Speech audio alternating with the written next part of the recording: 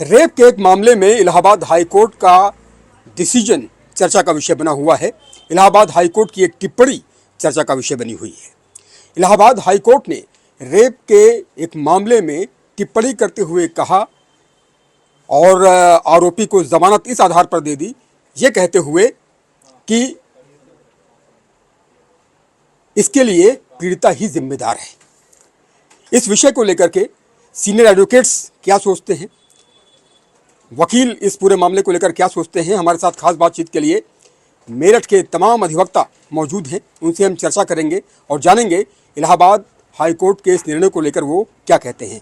सभी अधिवक्ता यहाँ पर मौजूद हैं और इन सभी से हम चर्चा करेंगे, बातचीत करेंगे और जानेंगे कि आखिर इस निर्णय को लेकर के उनके विचार क्या है। सर, ये बताइए कि इलाहाबाद हाई कोर्ट का जो डिसीजन एक आया रेप के एक मामले को लेकर और जिस तरह से इसमें यह कहा गया कि पीड़िता ही जिम्मेदार है और आरोपी को जमानत दे दी, इस निर्णय को, इस डिसीजन को आप किस नज़रिए से देखते हैं? सर्वप्रथम तो न्यूज़ 18 उत्तर प्रदेश के दर्शकों को मेरा नमस्कार। देखिए, हम सब लोगों को ईश्वर ने हमारी क्षमता, हमारी बुद्धिमत्ता के अनुसार दायित्व सौंपे हैं। हम अधिवक्ता का दायित्व निभा रहे हैं, आप पत्रकार का दायित्व निभा रहे हैं, फार्मर अपना दायित्व निभा रहे हैं और जो भी समाज के पार्ट हैं अपना अपना दायित्व निभा रहे हैं। अभी आप लोगों के माध्यम से मुझे जानकारी मिली है कि माननीय उच्च न्यायालय के न्यायमूर्ति जी ने एक इस तरह का कमेंट किया है कि पीड़िता स्वयं जिम्मेदार है।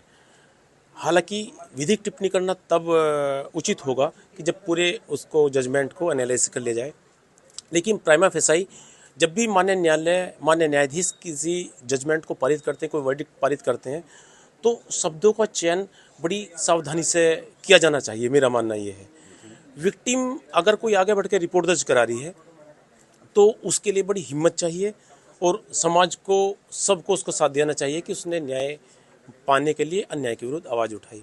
लेकिन अगर माननीय न्यायालय ने ऐसा कहा है तो मैं कहीं ना कहीं ये पाता हूँ कि माननीय न्यायालय ने अपने न्यायाधीश की जिम्मेदारी के साथ साथ जो दायित्व सामाजिक है, शायद उसकी कुछ पंक्तियाँ उसमें ऐड की हैं कि हमको जो हमारा आचरण है, चाहे लड़की हो चाहे लड़का हो, सब बराबर हैं, विधिक रूप से सब बराबर हैं, उनको किस तरह का आचरण कहाँ पर क्या करना चाहिए, मैं ये कहना चाहूँगा। एग्जैक्टली क्या टिप्पणी आपने पढ़ी है? आप अभी जजमेंट पढ़ भी रहे थे, क्या एग्जैक्टली क्या कहा गया है? और एक उदाहरण और आप दे रहे थे 2 हफ्ते पहले का कि सुप्रीम कोर्ट में जो एक मामला आया उस पर क्या हुआ? देखिए, जो मैं मोटा मोटा हेड नोट चेक कर रहा था, माननीय न्यायालय द्वारा इस जजमेंट में जो बेल ग्रांट की गई है वो ये कहा गया है, जो मोटा मोटा मैंने पढ़ा है, जो पाया है कि जो विक्टिम है वो अपनी 3 महिला मित्रों के साथ कहीं किसी रेस्तरां में गई और सुबह के 3 बजे तक वहाँ पर रही और शायद उन्होंने कुछ अल्कोहल वगैरह कंज्यूम की। उसके बाद जब वो ज़्यादा नशे में हो गई तब वो कहीं किसी के साथ गई और जहाँ पे उनको जो उनके साथ रेप की घटना हुई है, उसके बाद उन्होंने FIR लॉन्च कराई है। तो माननीय न्यायालय की, मेरा निजी मत है ये कि टिप्पणी सामाजिक रूप से ये हो सकती है कि भाई 3 बजे तक थोड़ा सा बाहर घूमना शायद इस पॉइंट को लेकर के लिए हो, लेकिन ये उनका निजी विचार है। चूँकि हम सब लोग ऐसे इस समाज में रह रहे हैं कि सब लोग स्वतंत्र हैं, समय की कहीं कुछ वो नहीं है। हालांकि उन्होंने सामाजिक रूप से चीज़ को जोड़ा है कि शायद 3 बजे तक बाहर घूमना या इस तरह के माहौल में बैठना, जिस तरह से हम सब जो भी हैं, आप हैं, हमें अपने बच्चों को रोकते हैं कि भाई नहीं, इस तरह के माहौल में ना बैठें, इस तरह की उन्होंने शायद मेरे विचार से इस बिंदु को लेकर के टिप्पणी की है। और सुप्रीम कोर्ट का भी एक आप निर्णय कोट कर रहे थे अभी 2 हफ्ते पहले का, वो क्या था? देखिए, एक अभी जजमेंट हमने सोशल मीडिया के थ्रू हमें पढ़ने को मिला कि माननीय उच्च न्यायालय इलाहाबाद के एक न्यायमूर्ति जी ने टिप्पणी की है कि स्त्री के स्तन को छूना और या नाड़ा तोड़ देना अटेम्प्ट ऑफ रेप की श्रेणी में नहीं आता है। सबके अपने अपने निजी विचार हैं, ये मेरे भी अपने निजी विचार हैं कि माननीय न्यायालय जब कोई टिप्पणी करता है तो वो विद्वान लोग होते हैं। हमारे यहाँ 3 तरह के ऑफेंसेज हैं, छेड़छाड़ का ऑफेंस है, रेप का ऑफेंस है और अटेम्प्ट ऑफ रेप का ऑफेंस है। तीनों ऑफेंस को डिफरेंशिएट किया गया है, तीनों में इनकी ग्रेविटी के अनुसार पनिशमेंट रखा गया है। ऐसा नहीं है कि जहाँ केवल छेड़छाड़ हो वहाँ अटेम्प्ट ऑफ रेप में उसको पनिश कर दिया जाए या रेप में पनिश कर दिया जाए। तीनों के इंग्रेडिएंट्स बिल्कुल अलग अलग हैं। तो मैं, माननीय सर्वोच्च न्यायालय ने रोक लगाई है, विधिक लोग हैं, उनके आदेश का पूर्णतः पालन, लेकिन कहीं ना कहीं माननीय उच्च न्यायालय ने जो टिप्पणी की थी, अगर आप जजमेंट को पढ़ेंगे तो उन्होंने डिफरेंशिएट किया था, इसलिए तीनों पनिशमेंट BNSS में अलग रखे गए हैं। ठीक है, हमारे साथ कुछ और अधिवक्ता भी मौजूद है। सर, आप क्या कहेंगे? इलाहाबाद हाई कोर्ट की जो ये टिप्पणी है रेप के एक मामले में आरोपी को ये कहते हुए जमानत दे दी कि पीड़िता खुद जिम्मेदार है, आप इसको कैसे देखते हैं? टिप्पणी के दूरगामी परिणाम होंगे जब उसका विचरण होगा, ट्रायल होगा, तो इस टिप्पणी का उसके निर्णय पे भी असर पड़ सकता है, सुनवाई पे भी असर पड़ सकता है कि उसने खुद आमंत्रित किया है। वो ये अलग बात है कि वो किधर को रुख करेगा, निर्णय अलग बात है। मेरा ये कहना है जी। सर आप क्या सोचते हैं इस विषय को लेकर के, और इस पर चिंतन और मंथन करना कितना ज़रूरी है? एक्चुअली मेरा कहना ये है, मैं करणवीर मलिक, आपके न्यूज़ 18 के सभी देखने वालों के लिए नमस्कार।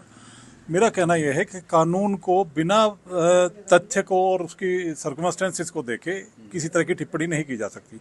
अगर माननीय न्यायाधीश ने इस तरह की टिप्पणी की है तो उस पत्रावली में कहीं ना कहीं इस तरह का एविडेंस है कि नेग्लिजेंसी उस लड़की की रही है पर्टिकुलरली, क्योंकि बहुत सारे केसेस होते हैं आजकल, लड़कियां लड़कों को फांसने के लिए भी इस तरह के काम करते हैं, हम आए दिन की कोर्ट्स में देख रहे हैं। और कई दफ़ा ऐसा होता है कि पैसे के लिए इस तरह का किया जाता है, महानगरों में तो इस तरह का भी ट्रेंड चला आ रहा है। लेकिन किसी भी न्यायाधीश की जजमेंट पे कोई टिप्पणी करने से पहले हम चाहेंगे कि हम उस पूरी तरह पढ़ के तब उस पर कोई जो अपना वो रखें विचार। तमाम बिंदुओं पर विचार करने के बाद ऐसा कहा गया होगा, आपको ऐसा लगता है? नेचुरली अगर किसी न्यायाधीश महोदय ने इस तरह की टिप्पणी की है तो जरूर उसमें इस तरह का कोई ना कोई एविडेंस रहा होगा कि उसकी नेग्लिजेंसी रही है, पर्टिकुलरली उस पीड़िता की। और अगर नेग्लिजेंसी नहीं रही है तो भी, क्योंकि जीरो क्राइम नंबर पे एफआईआर होकर उसका इन्वेस्टिगेशन होगा तो दूध का दूध पानी का पानी हो जाएगा। आगे विचारण भी पूरा है, ट्रायल के दौरान भी पूरा उसको मौका मिलेगा। तो इसलिए अब आगे देखते हैं क्या होता है इसका। भाई बिना किसी तथ्य और सर्कमस्टेंसेस के आप इस तरह से कैसे बता सकते हैं जब तक पूरे केस के फैक्ट्स आपके सामने ना हो? पूरे केस के फैक्ट्स जब तक सामने ना हो तब तक उसको उस हिसाब से एनालाइज नहीं किया जा सकता। आपका ये कहना है। आप एडवोकेट हैं, आप क्या सोचते हैं इस विषय को लेकर के, और इस पर बहस कितनी आवश्यक है? क्योंकि टिप्पणियां बड़ी मायने रखती हैं, और जब ये मीडिया में तैरती हैं और जब इस पर बहस होती है, गली चौराहों पर बहस होती है, चाय की दुकानों पर बहस होती है कि ये टिप्पणी जो की गई है या इससे पहले भी जो टिप्पणियां की गई हैं, तो ये मंथन और चिंतन होता है। तो इस पर जो है गहन विचार विमर्श की आवश्यकता है। जी, वैसे तो मैं ये कहना चाहूँगा कि यहाँ मौजूद सभी विद्वान अधिवक्ताओं ने बहुत गहराई से उस पर प्रकाश डाला है, और मैं सपोर्ट भी करूँगा अपने सीनियर्स की बात को, क्योंकि जिस तरह से उन्होंने कहा कि न्यायमूर्ति ने जो टिप्पणी की है वो निश्चित रूप से परिस्थितियों को देखते हुए करी होगी। उस फाइल पे कुछ ना कुछ ऐसा रहा होगा जहाँ ये चीज़ मिली होगी कि उन्हें ऐसा कहना पड़ा। लेकिन फिर भी, क्योंकि मैंने भी जजमेंट नहीं पढ़ा, मुझे नहीं पता क्या आदेश है माननीय न्यायालय का और किस तरह की चीज़ें उसमें कही गई हैं, लेकिन सोशल मीडिया में हेड नोट के माध्यम से केवल जानकारी मिली कि न्यायालय ने इस तरह की टिप्पणी की है। तो न्यायिक अधिकारी को मेरे हिसाब से इस तरह की टिप्पणी नहीं करनी चाहिए, क्योंकि एक न्यायिक अधिकारी की बात जो कही जाएगी उसको कई लोग अपने तरीके से तोड़ मरोड़ के पेश करने की कोशिश करेंगे, क्योंकि जजमेंट हर आदमी नहीं पढ़ेगा। लेकिन ये मीडिया में है, हमने जजमेंट नहीं पढ़ा तो मैं नहीं कह सकता हमारे न्यायिक अधिकारी ने ऐसी कोई बात लिखी है, कही है या नहीं। केवल मीडिया के आधार पर मैं बात कह रहा हूँ, और न्यायमूर्ति ने अगर ऐसा कुछ कहा है तो निश्चित रूप से उसमें कोई ऐसी बात रही होगी। जैसे अभी हमारे सीनियर विनोद चौधरी जी ने बहुत गहराई से प्रकाश डालते हुए कहा था कि हर अपराध के लिए कैटेगरी बनाई गई है और हर कैटेगरी में अपनी एक सज़ा का प्रावधान है। तो हमें चीज़ों को उस नज़रिए से देखने की बहुत ज़्यादा आवश्यकता है। केवल सोशल मीडिया या केवल एफआईआर के आधार पर चीज़ों को नहीं किया जा सकता। बहुत डीप में चीज़ें होती हैं, इन्वेस्टिगेशन होती है, इन्वेस्टिगेशन में कहीं कोई कमी पाई जाती है तो उसके लिए न्यायालय है, एडवोकेट्स हैं, कहीं कोई गलत हो रहा है तो उसे प्रोटेक्ट करेंगे, इसके लिए न्यायालय है। लेकिन अगर न्यायालय की कोई ऐसी बात जिसे पब्लिक में, जैसे अब आप ये विषय बना दिया कि भाई ऐसा कहा गया, ये गलत है, सही है, तो मेरी एक निजी राय हो सकती है, हर आदमी की अलग निजी राय है, मैं उसे किस तरीके से देखता हूँ। आम आदमी कानून पढ़ता नहीं है, केवल वकील पढ़ते हैं, जजेस पढ़ते हैं, पुलिस पढ़ती है। आम आदमी इस बात को पता नहीं कैसे समझेगा, कैसे उसको रखेगा और कैसे फिर उसका इस्तेमाल करेगा। तो अगर कोई टिप्पणी ऐसी है जो सामाजिक हित में नहीं है तो निश्चित रूप से नहीं होनी चाहिए। बाकी न्यायमूर्ति ने जो कहा उसका सम्मान है, हम न्यायालय से बंधे हुए हैं, तो जो न्यायालय ने कहा बिल्कुल ठीक कहा। बहुत अच्छी बात आपने कही सर, बहुत अच्छा जवाब दिया आपने।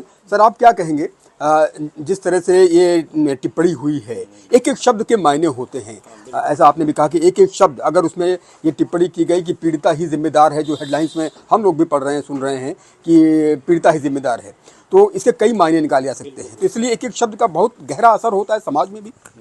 देखिए, इसमें दो चीज़ें हैं। अभी ये उन्होंने जो दिए, बेल दी है ये टिप्पणी करते हुए, लेकिन ये डिसाइड करेगा ट्रायल पे। ये सही भी हो सकता है उनकी टिप्पणी और गलत भी हो सकती है, क्योंकि इस तरह के हनी ट्रैप के भी केस बहुत सारे सामने आ रहे हैं जो इस तरह से पल्लो बंधे के और उनको फंसाती हैं पुरुषों को और फिर उनसे बार्गेनिंग करती हैं। तो ये सारी चीज़ें अभी जब ट्रायल तय होगा उसमें उसके बाद डिसाइड होगी कि वो सही है या गलत है। ये टिप्पणी सही भी हो सकती है और गलत भी हो सकती है, दोनों। टिप्पणी सही भी हो सकती है, गलत भी हो सकती है। आप यंग एडवोकेट हैं, आप क्या सोचते हैं इस विषय को लेकर के? इस विषय पर बहस कितनी आवश्यक है और विचार विमर्श अवश्य होना चाहिए, क्योंकि सामाजिक ताना बाना जो हमारा है उसको भी ध्यान में रखते हुए टिप्पणियां मायने रखती हैं? जी बिल्कुल, टिप्पणी तो मायने रखती हैं, पर इस विषय को अगर गंभीरता से देखा जाए तो माननीय न्यायालय द्वारा की गई ये टिप्पणी जो है एक नेग्लिजेंसी हो सकती है महिला द्वारा, तो उस विचार से उन्होंने दी गई हो। अच्छा, 2 हफ्ते पहले भी इस तरह का एक मामला जो सुप्रीम कोर्ट ने जिस पर अपना डिसीजन दिया था, और क्या आप सोचते हैं इस विषय को लेकर के? कोई बात नहीं, आप लोग जनरल व्यू में आप क्या सोचते हैं कि जनरली अगर उसको एनालाइज करें? न्यायालय ने अपने विवेक से दिया होगा कि ये क्या है। उस तीनों बीएनएस में अलग अलग डिफेंड किए गए हैं। हमारे साथ कुछ और एडवोकेट भी मौजूद हैं। आप ये बताइए क्या कहना चाहेंगे इस विषय को लेकर के, और जो ये बहस हो रही है, विचार विमर्श इस पर हो रहा है, विचार विमर्श की आवश्यकता तो ज़रूर है, क्योंकि ताना बाना जो समाज का हमारा है उसको भी ध्यान में रखते हुए ये टिप्पणियां बड़ी मायने रखती हैं। बिल्कुल मायने रखती है। माननीय न्यायालय द्वारा जो कहा गया वो ठीक कहा गया है। जब आप समझदार हैं, पढ़े लिखे हैं, आप अपना भला बुरा सोच सकते हैं, तो इसका मतलब ये नहीं कि सारी लड़की गलती लड़के की ही हो। समाज में बहुत सारी चीज़ें परिवर्तन हो रही हैं। अब लड़कियां भी बराबरी का हक चाहती हैं। जब बराबरी का हक चाहती हैं तो फिर वो जो है ऑफेंस में भी बराबरी की हैं, ऐसा नहीं है। पढ़ी लिखी है, अपना भला बुरा सोचती हैं, तो फिर उसके बाद में मुकदमा करवा देती है। क्यों करवाती है मुकदमा? तो लड़का ही क्यों सफ़र करे? तो माननीय न्यायालय द्वारा जो ब्रॉड प्रोस्पेक्ट में सोचने की जरूरत है। बिल्कुल जी, आप कह रहे हैं कि ये टिप्पणी सही है। मेरा मानना है कि ये बिल्कुल माननीय न्यायालय द्वारा जो टिप्पणी की गई है बिल्कुल सही कही गई है। पूरे एनालिसिस के बाद ही ऐसा कहा गया होगा, आप ये करें? बिल्कुल बिल्कुल। वो भाई उन्होंने अपना पूरा जीवन जो है कानून में दिया है और डेली जजमेंट देते हैं, उन्हें बहुत सारी चीज़ें पता हैं।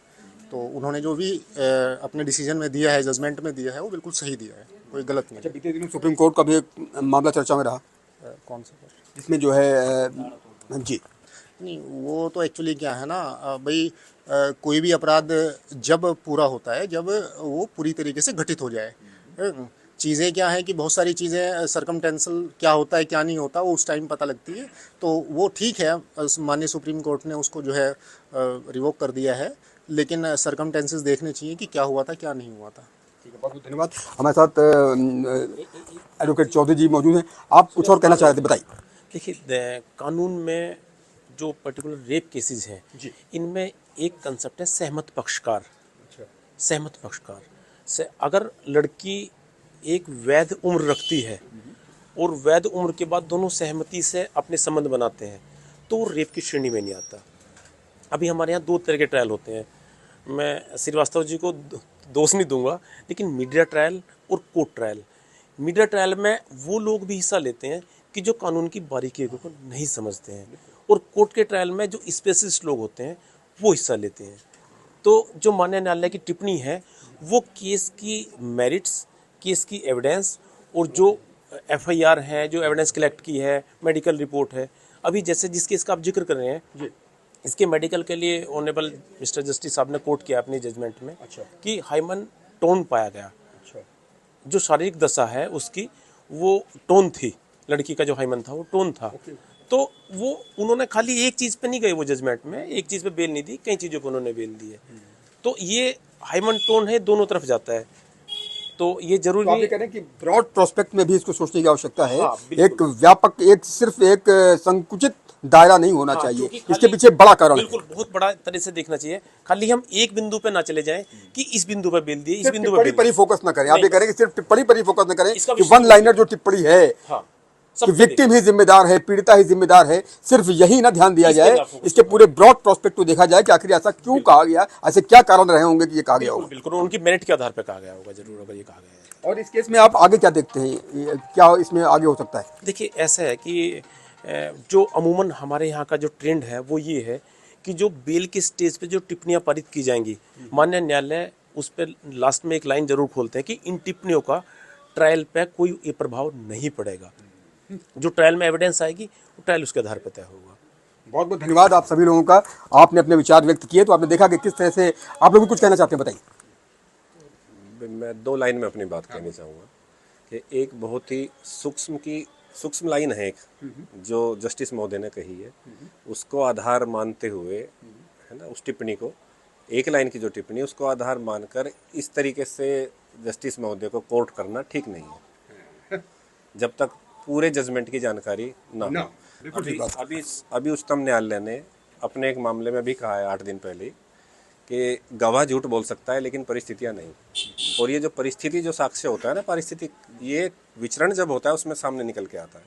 तो मात्र एक टिप्पणी से उनको कोर्ट करना ठीक नहीं है, ये मेरा विचार है। आप क्या कहेंगे सर इस निर्णय को लेकर के? आप लोग बहुत बारीकी से ध्यान देते हैं हर केसेस को। मैं तो जो हमारे न्यायाधीश जी ने कहा है, जो आज की परिस्थितियां हैं लड़कियों के बारे में, वही हमारे न्यायालय ने आज की परिस्थिति देख के ये निर्णय लिया है कि भाई ये लड़की दोषी है इसमें।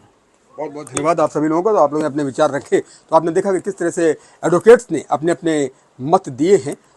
बेहद गहरा विषय है, मंथन और चिंतन की आवश्यकता है। सिर्फ एक लाइन की टिप्पणी के आधार पर यह तय नहीं किया जा सकता कि इसके पीछे क्या कारण रहे होंगे। इसके लिए पूरा जजमेंट पढ़ने की ज़रूरत है कि आखिर इलाहाबाद हाई कोर्ट के जस्टिस ने ऐसा कोर्ट क्यों किया। निश्चित तौर पर यह बेहद ही गंभीर विषय है और इस पर गहनता से ही अध्ययन करना चाहिए। अपने कैमरा सहयोगी प्रेम के साथ उमेश श्रीवास्तव, न्यूज़ 18 मेरठ।